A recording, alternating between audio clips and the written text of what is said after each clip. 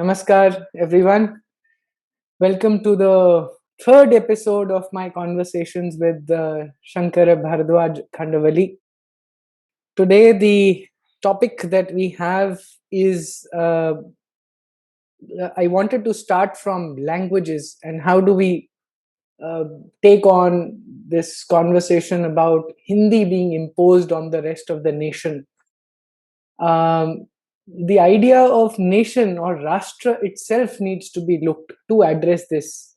And I have found Shankar's lectures with us on the Dharma Rajya a very important sort of narrative in this whole area to address these issues. And so I thought that, we wanted to pick this conversation up with Shankar.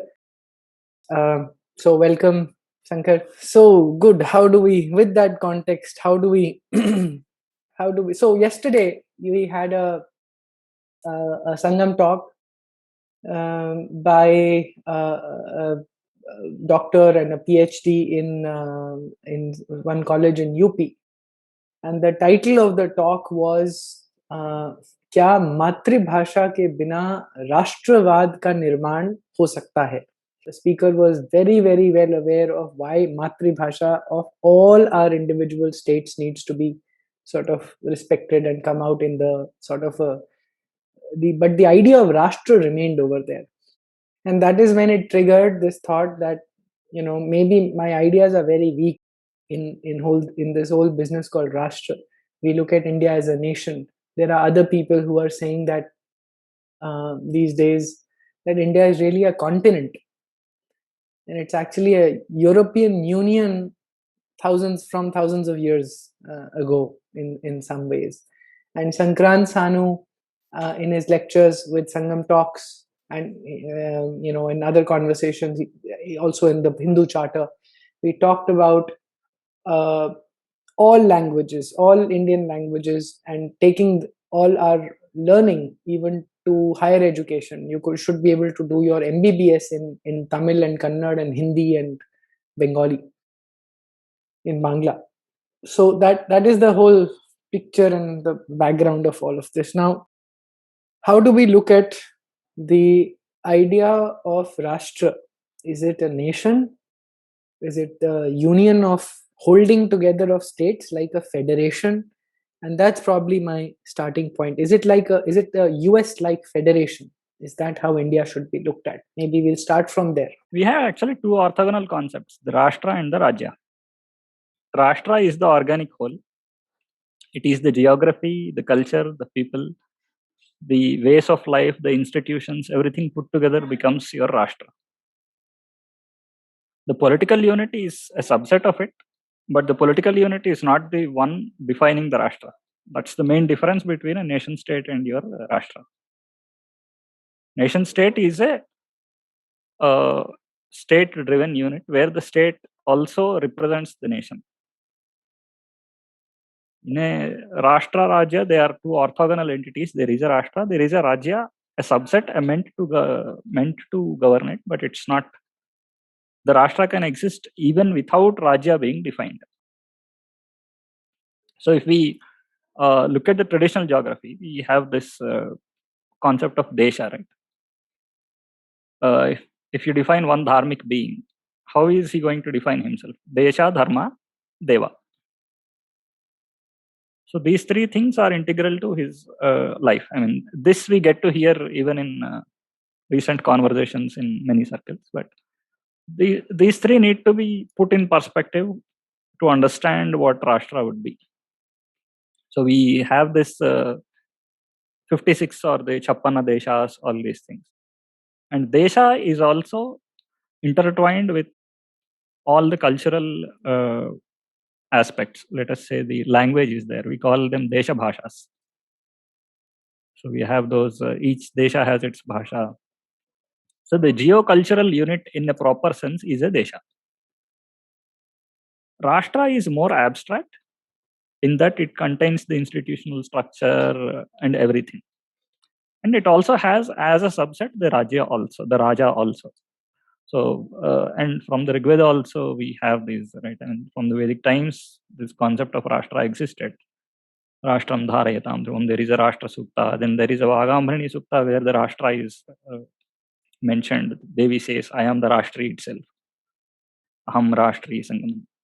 Oh my God, just elaborate on that a little bit. So you're saying that the 10 tribes, I'm also trying to understand, especially the Rig Veda, that we've just had some lectures that there are 10 tribes and then attacking each other. And Sanjeev Sanyal very, very beautifully says that the genesis of the modern, not modern, the genesis of the Indian Rashtra, if you like, or the civilizational nation actually came into being with that 10 tribe war, because Bharata, if I'm not wrong, or is it Sudas, I'm not sure, says that even though we have defeated the other tribes, the rishis and the asuras and the deities of all of those tribes are also ours. We are all one. I mean, there is no distinction that he makes. And so that is the genesis of the Indian civilization, where multiple roads lead to the same truth. So that idea is reflected there definitely, but whether it is Genesis or not is not known. It could have a predecessor. It could have a predecessor. So I am not really a fan of chronological origin tracing. I mean, this started here and then developed, because we know very little about the remote past. Whether that is a continuation of something else, because Bharata, as we know, all the literature we know of refers to the Bharata Kanda. Its geography is very clearly demarcated. But Bharata itself was, it had a predecessor. We used to call it Ajanabha, or the navel of Brahma. So civilization originated here is what we think. Not mankind, civilization. All we know is, in this form, what we know comes from that. So as we know Arthashastra, we know it. I mean, what preceded it and what all existed before, which reshaped into the Arthashastra as we know of today, we don't know. Similarly, what all existed which reshaped into Veda and Purana as we know today, we don't know. And it is said that they are only reshaping. There is a permanent knowledge. So as a dharmic, I would see it that way. For us, time is cyclic. These things keep coming again. So in that sense, if Rashtra is there enshrined in the Veda, which is our permanent knowledge, we should treat it as a permanent concept. Yeah. So in that sense, when we say if Rashtra is enshrined in the Veda itself, which is our permanent knowledge, we would treat it as a permanent concept rather than as a temporal concept. So we have always known what a Rashtra is, and its practical manifestations would be there through the deshas, through the rajas, and all this. When we say Rashtra, and when we know that Rashtra is enshrined in the Veda, we know that since Veda is permanent knowledge, Rashtra is a permanent entity. It has that permanent relevance. So in whatever shape it existed, how long before it existed, all this becomes not very relevant. And its practical manifestations would be like the Desha, the Rajya, all these things. So we can take that to be a permanent entity. And today what we understand, leaving aside the post-colonial state, the geocultural entity is the Desha. So the Desha Dharma Deva is what individuals follow. Desha has a Bhasha. And then there is an orthogonal set of institutions corresponding to the Rajya. There is a Raja, there is a Rajya, there is a Mantranga, there is an administration, the political, the military, all these aspects. That hierarchical structure is the Rajya. And it has its own geography. There is a separate geopolitical entity and there is a separate geocultural entity. This distinction we really need to understand. The Desha is the geocultural, Rajya is the geopolitical. And Rajas can be part of a Desha, or Rajya can span many Deshas based on how strong the political unit is. The permanent entity is the Desha. That is why the languages evolved regardless of political units. This is something we'll need to understand when we contrast with the nation state. In the nation state, one language, one culture, one nation. So the language coincides with the geopolitical, not the geocultural, because the geocultural and political units are aligning with each other. Once we make this distinction, we can easily see how languages developed in this land. To take one example, the best example I keep repeating is of the Carnatic music. The music itself originated in one place. It's called Carnatic. Then a lot of majority of kritis have been rendered in Telugu, have been written in Telugu by Tyagaraja and others, and they are mastered and sung by Tamilians. What more integration and harmony and multiculturalism do you need to demonstrate that the people and the society in general is like that? It's not created by some political entity. The moment the political entity came, this actually got disrupted. Your linguistic state has disrupted this harmony in the nation. Linguistic state, Mane, Has the state which is imposing a certain linguistics on the moment you, the geopolitical aligning with the language becoming a geopolitical instead of a geocultural is the problem. That is the one that actually disrupted this harmony. So today, now people, the moment you draw the political boundaries, now you start creating rift between them. People fight for water, fight for language. Then they complain about language imposition. I mean, Tyagaraja did not mind living in a Tamil state or a Kannada state, writing in Telugu, talking in Telugu, or talking in Kannada, writing in Kannada also.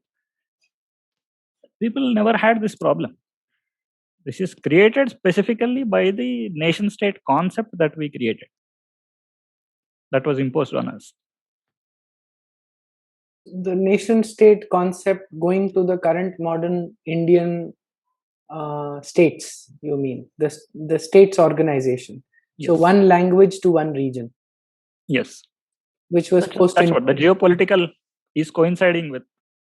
Geopolitical coinciding with the geocultural. But so if it coincides or not, it won't coincide, because now the state obviously is not representing one geocultural unit today. Karnataka has the Tulu region, Karnataka region, and some part of Konkani region. Andhra Pradesh had multiple regions. Now it broke down, but still it has now 2-3 deshas inside. There is a Trilinga Desha, Andhra Desha. There is a part of Kalinga Desha also. Now Orissa has some part of Odra. So this geocultural usually can fall into 2 geopolitical units also. Now people there don't know how they are represented. They are not represented properly. Because you have put one language. Now there is only one Telugu talked across Andhra Pradesh. And the state actually incentivizes that language only. But that's not what Hindu kings did. When Krishnadevaraya ruled, a lot of languages were spoken in his regions, in the regions that he ruled. And there was no problem in the flourishing of their languages. The literature could be synthesized in many languages, in many regions. In his own capital, different languages had flourished. Similarly, Marathas ruled a lot of Indian territory. They did not impose Marathi as a language.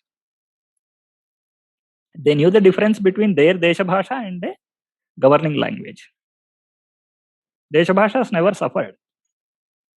Today they are suffering because we have put a nation state where the geopolitical actually swallows and dominates the geocultural.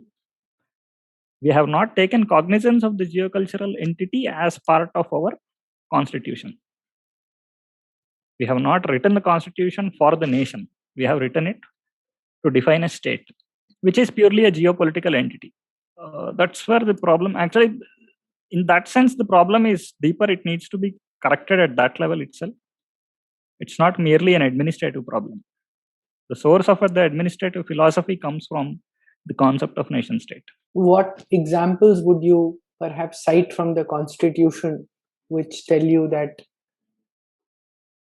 it is a copy paste of the ideas of a nation state, for example? And it has called itself that, a nation of states, and each state.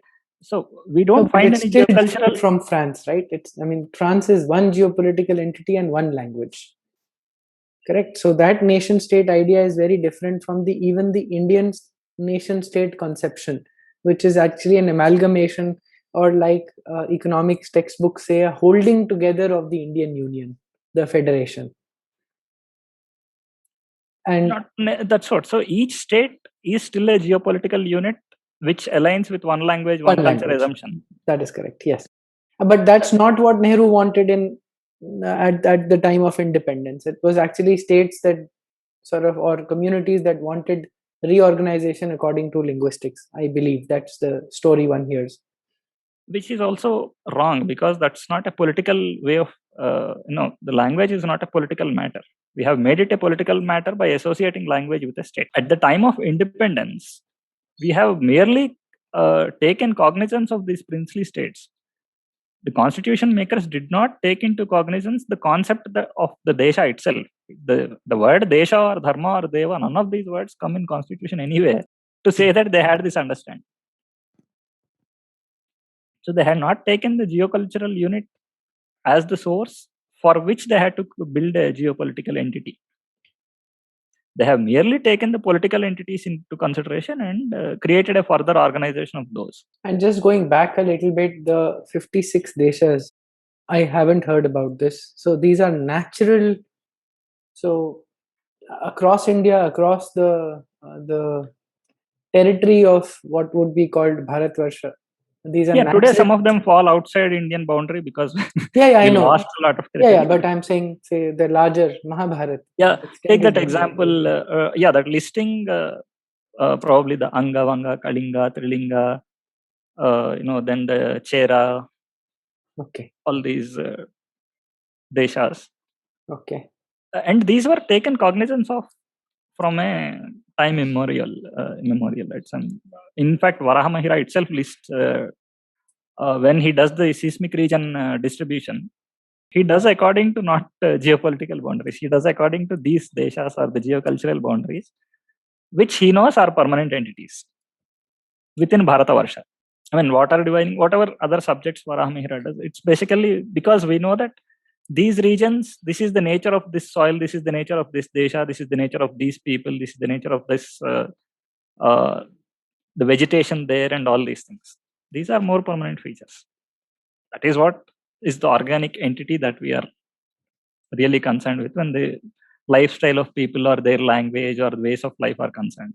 They should become the source of any administrative policy instead of the other way around. You say this is the now political entity, we will put one language with it, one style of political management, one style of administration with it, and all those things. You have to basically reverse this. And then keep dividing into districts which have no connotation either of the desha. They are also purely administrative convenience. So that's why post-independence we have all these problems. No? The Telangana problem came, then the Vidarbha grievance is there, then the Gorkhaland grievance is there. If desha is taken into consideration, we would not have these conflicts. Which would basically get the modern Indian state to understand that it is part of a ancient civilization and find its roots there rather than trying to find its root. And which is not just ancient, it is permanent. It is there today. You can see their lifestyle, their language, all these things, which we are slowly trying to erase, which is the sad part. And as part of it, those languages are also being lost.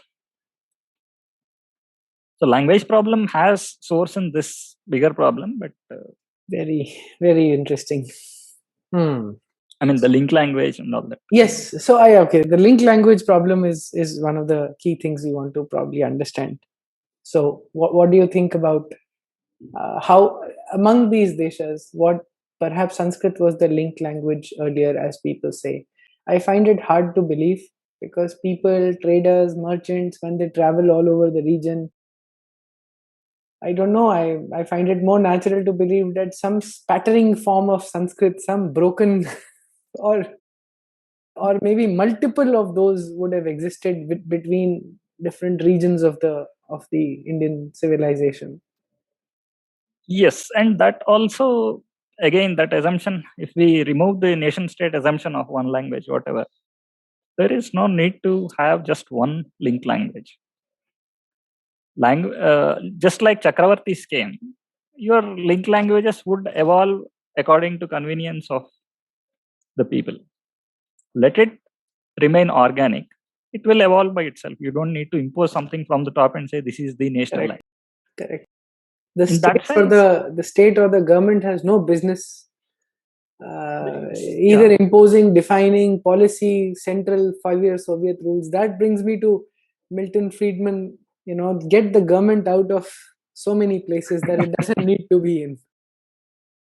Yeah, this is more state than the government. It's basically saying that because we need a union, we need certain traits that distinctly identify this union from other unions. Is that necessary? I don't know, because ultimately you're not using a national language, practically an international language that you're calling and saying that it's national. But anyway, keeping that aside, there is, in fact, that spirit probably existed in a feeble forms when they said that all these are national languages, all these things. But practically, we know what 1-2 languages have been imposed. Correct. Is there a need to impose? No. Is there a need to give freedom? Yes, but that freedom should be, the moment it is geocultural. Let us say within Karnataka, you can have multiple languages used in different villages, different towns, or whatever. That freedom automatically percolates upwards. And whatever is mostly used automatically becomes a linked language. So it's the moment it is bottom up instead of top down, things will change. I mean, now we see the Supreme Court, we hear some examples, I don't know how true, but you must speak in English and all that. Yeah, that is true. So, and you're mocked if you can't talk and all. So, that looks more like a top-down hegemonic idea rather than it's not as if we are trying to suit the system to the people. It is like you are creating a system by yourself and foisting it on people.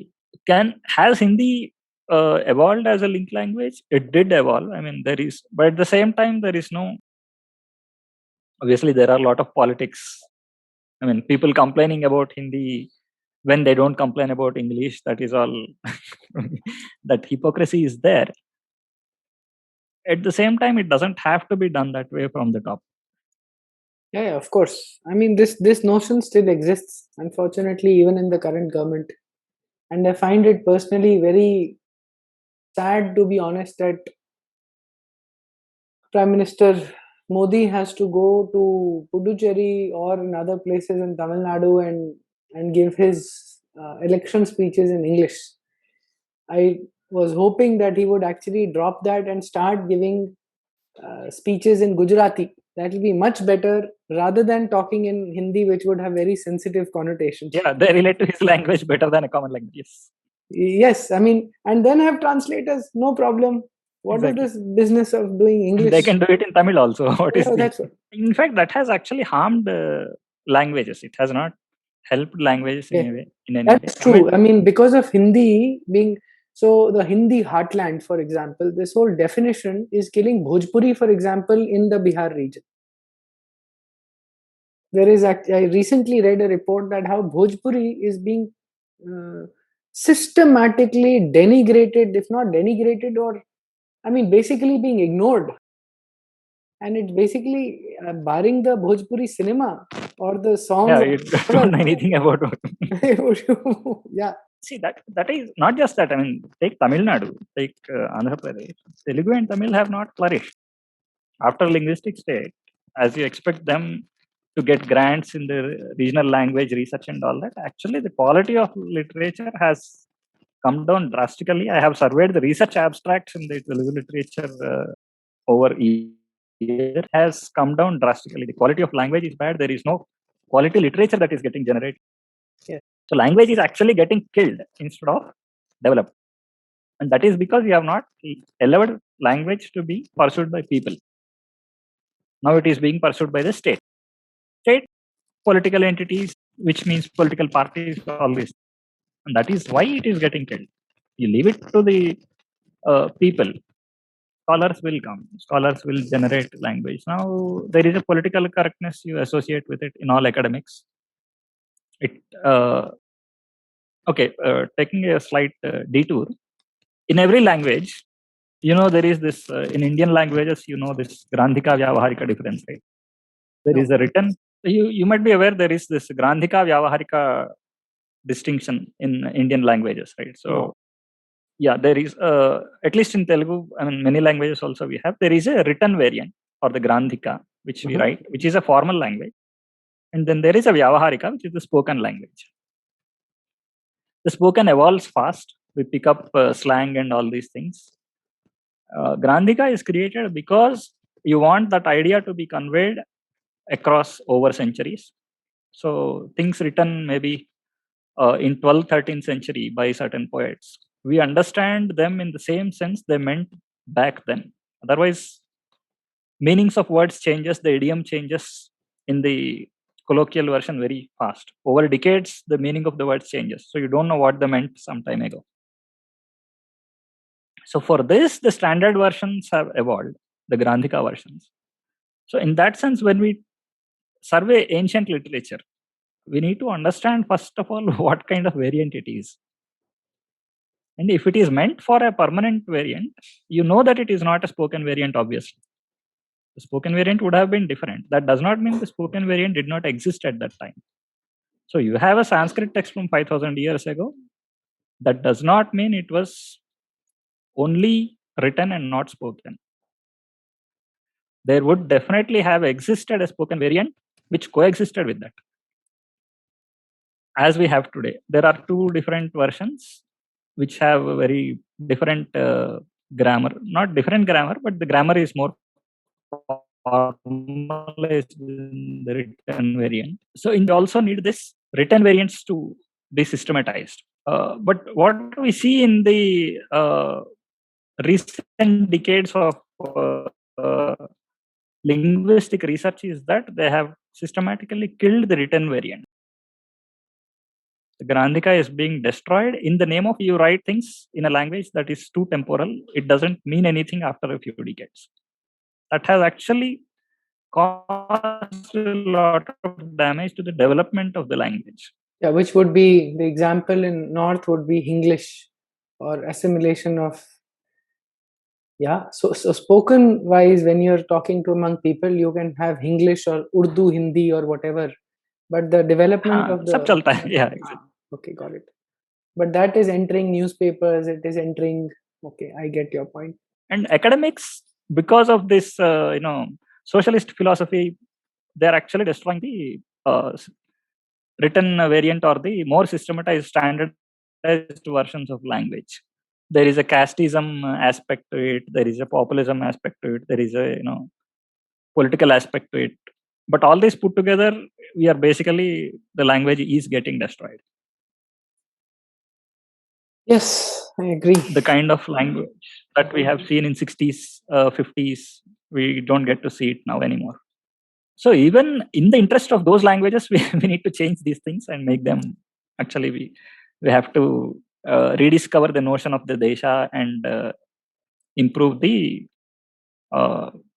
place of bhasha in our lives. So thank you for that. I think we'll end this session here and pick up more topics on this, because we have to really weave this whole idea of the desha and the civilizational state, which is a copy, like you said. We should look at our own terms instead of civilizational state, and probably a dharma rajya. It's a very good term. So we'll pick some of these conversations up as we go along in more weekend sittings between us. Thank you very much.